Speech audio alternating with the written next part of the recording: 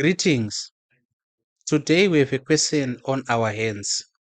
Question yatoda kuita yatora from a Cambridge paper, and this question is on sets. Question yedu iri kuti, there are 27 children in a class. Of these children, 19 on a bicycle, 15 on a scooter, and 3 on neither a bicycle nor a scooter. Using a Venn diagram or otherwise, find the number of children who own a bicycle but not a scooter.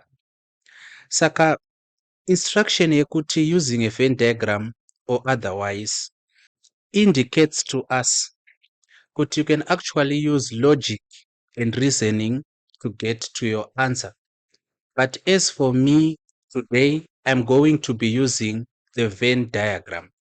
But I'm going to apply the Venn diagram in two distinct ways. In other terms, Mrikuti, I'm going to use two methods. Saka, what is going to be my method number one? So method number one, I'm going to use white as my color because this is the method I recommend. So it's method number one. Saka, I recommend method number one. What do we do?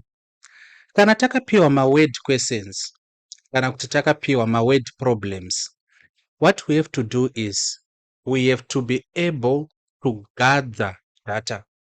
Saka we have to gather data from that short paragraph. How do we do so? Taudzwa isusu kuti there are 27 children in a class. Zvazviri kureva ndezvekuti our universal set, you see, is equal to 27 children.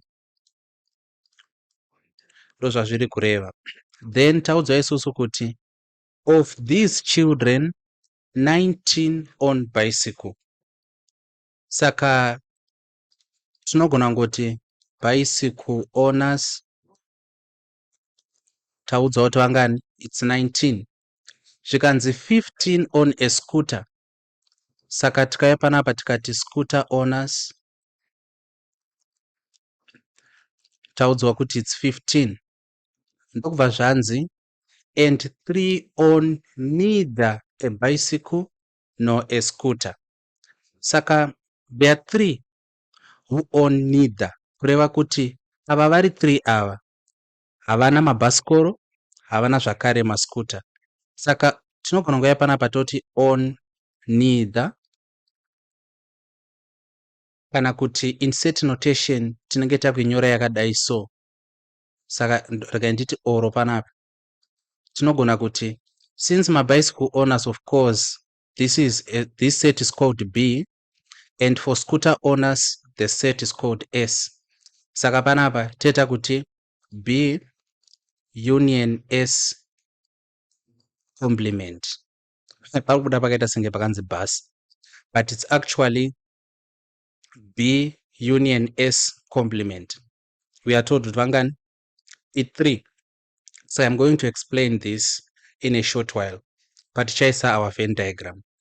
Then question yedu iri kuti, using a Venn diagram or otherwise, find the number of children who own a bicycle but not a scooter. Zvatichaita panapa tichati let x be owners. Sorry, spelling yangu panapa. Let x be owners of both. Let x be owners of both. So x is representing those who own both the bicycles and the scooters. And I know that x is not in particular answering our question, but we are going to see how we are going to apply this. Saka zvatichaita manje takuisa Venn diagram panapa. This is the Venn diagram.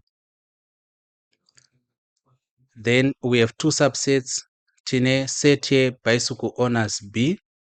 We have a set of scooter owners S. Tadai, our first task kutsvaga kuti x anopinda papi. Saka we actually have to determine kuti x tinomisa papi.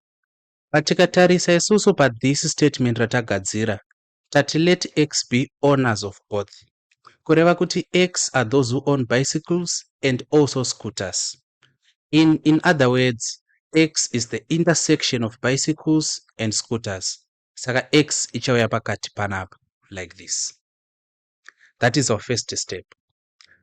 After that step, takuzvibvunza mubvunzo isusu wekuti, how many bicycle owners do we have? We have 19 bicycle owners. But zviri kuitika apa manje ndezvekuti, of these 19 owning bicycles, tiri kuda kubvisa vanoita own both a bicycle and a scooter. Saka 19 who own bicycles minus x. You see?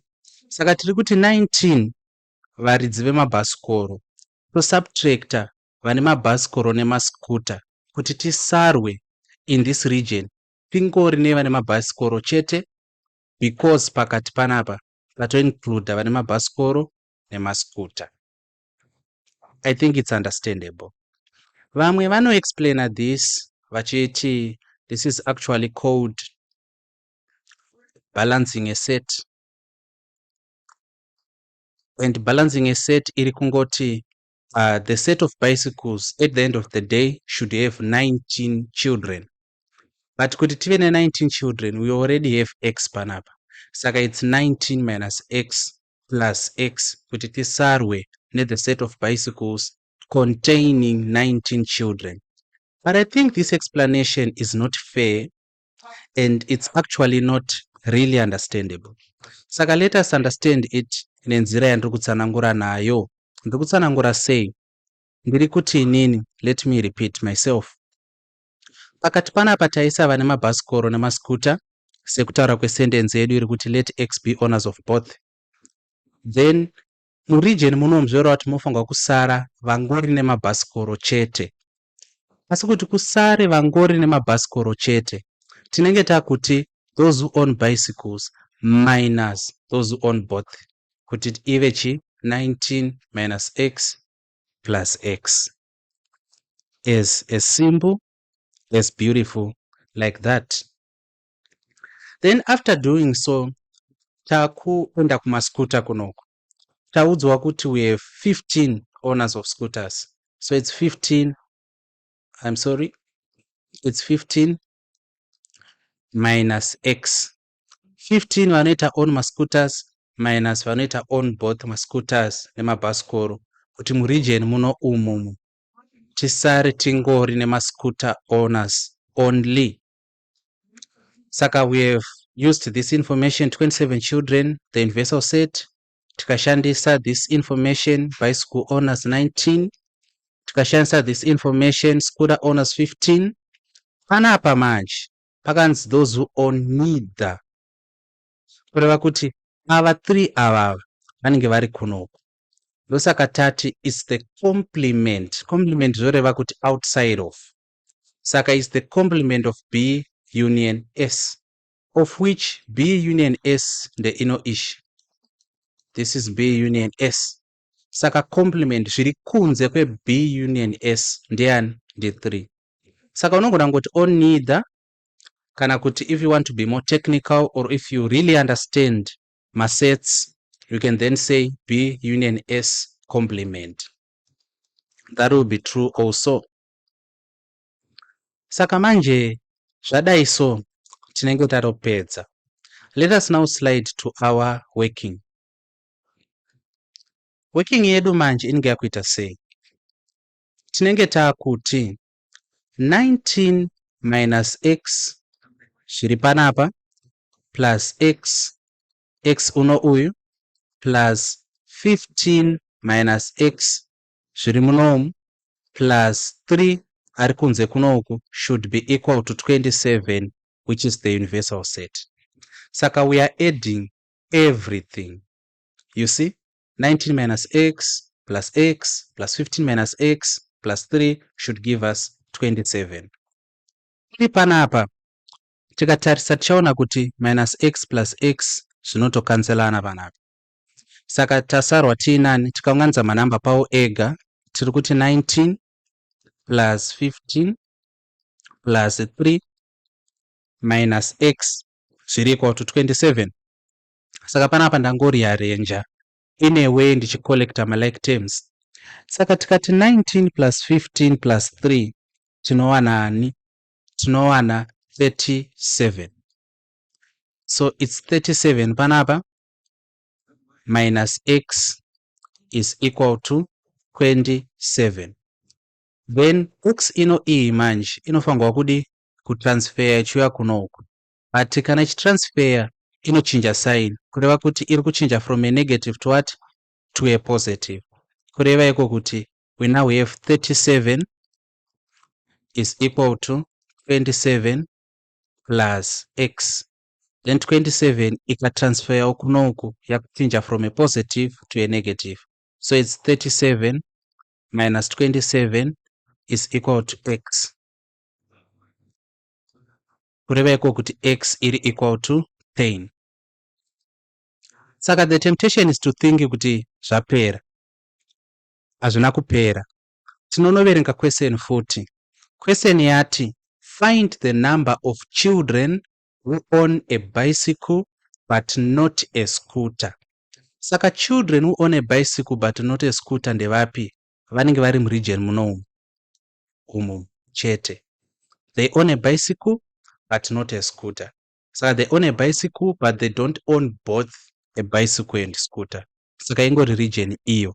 Saka since iri region iyo, muregion munomu mune chii? Muna 19 minus x. Kureva kuti kana takuda kuchinyora our final answer tinenge takuuya panapa takuti therefore children who own bicycles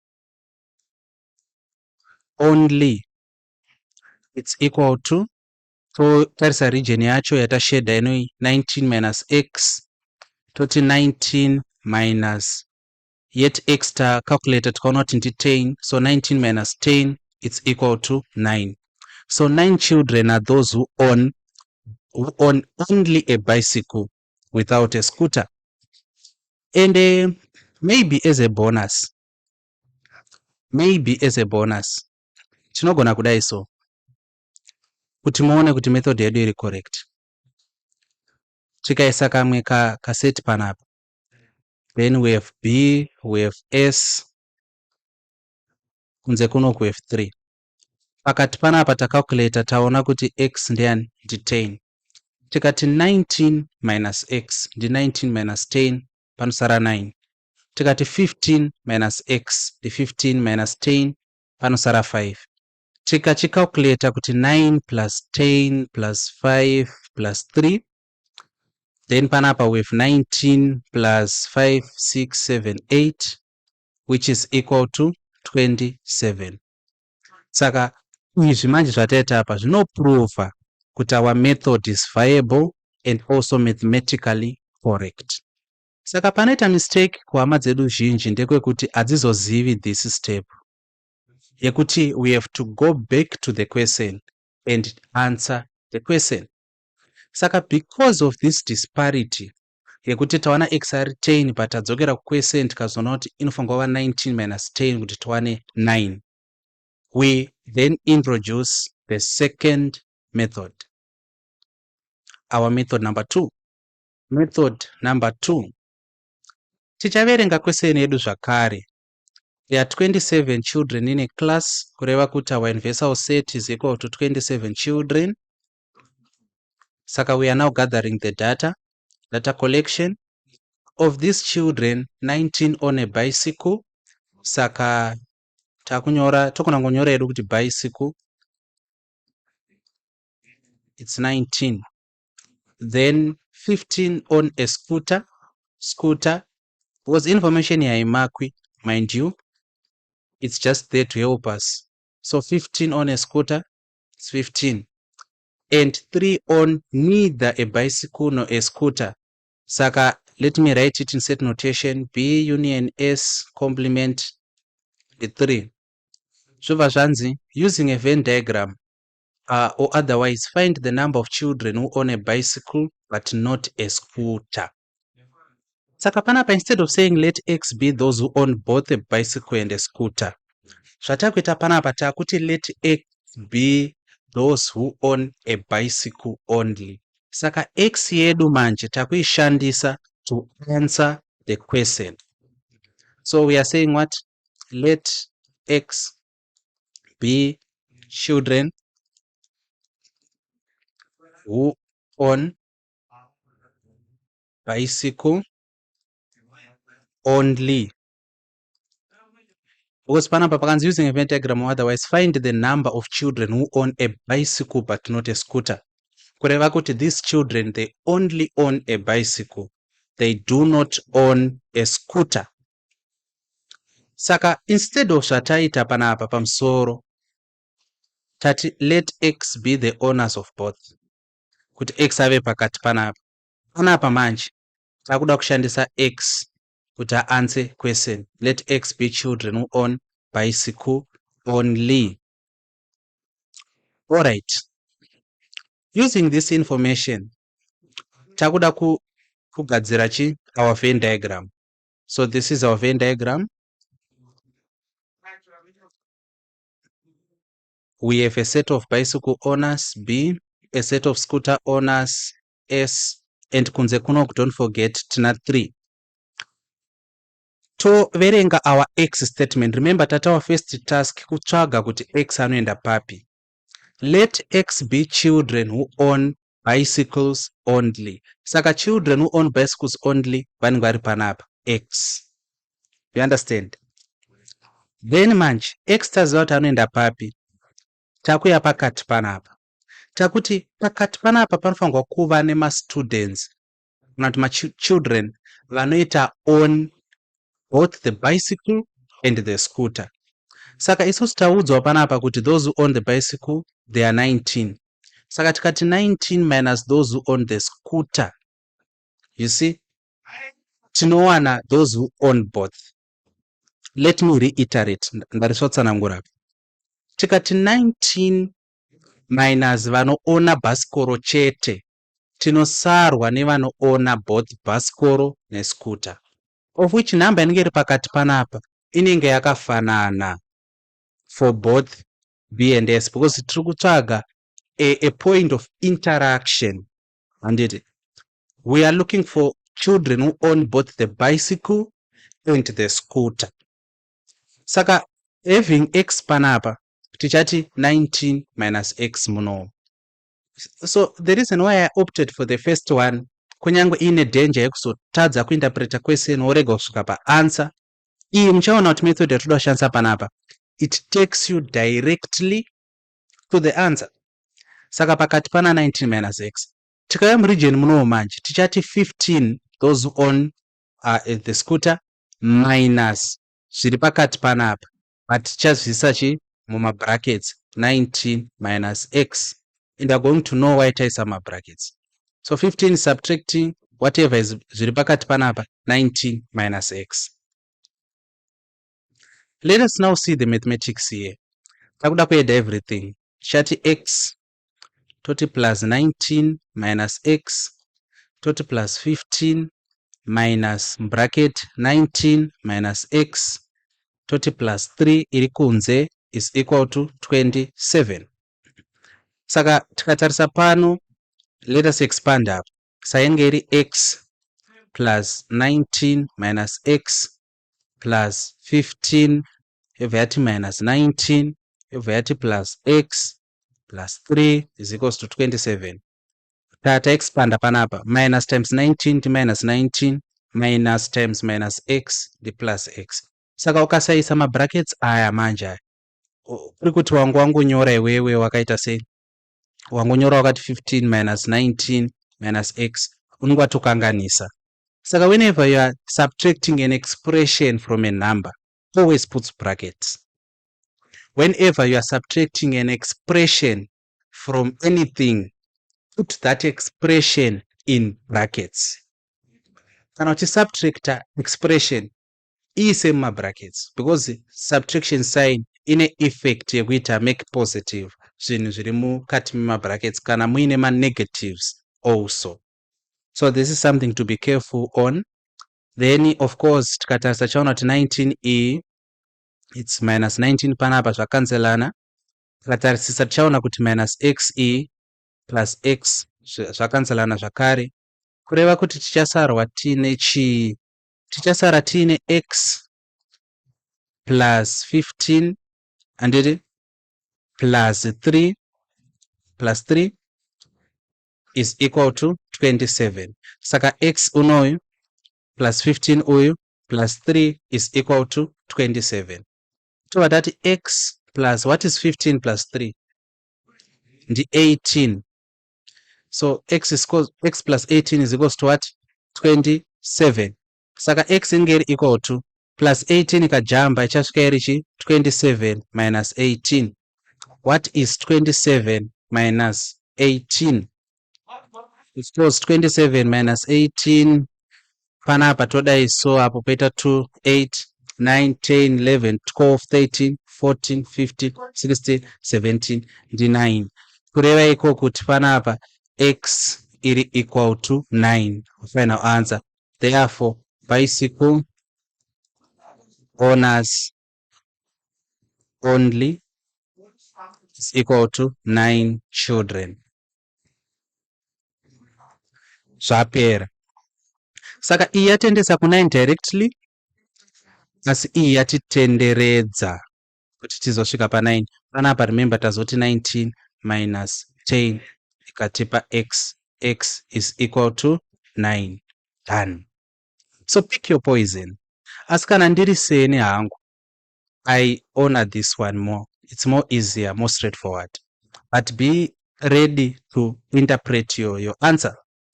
Yet panapa, this one takes us directly, but ine ma opportunities ekuita ma errors akawanda. So this is the work. I hope you understood. If you did not, you can utilize the comments section. Or otherwise, if you want to contact me directly for extra lessons, for tutoring, for help, exam coaching, you can get to me on WhatsApp on this number, +263 71 046 9150, like this. Thank you for your attendance and take care.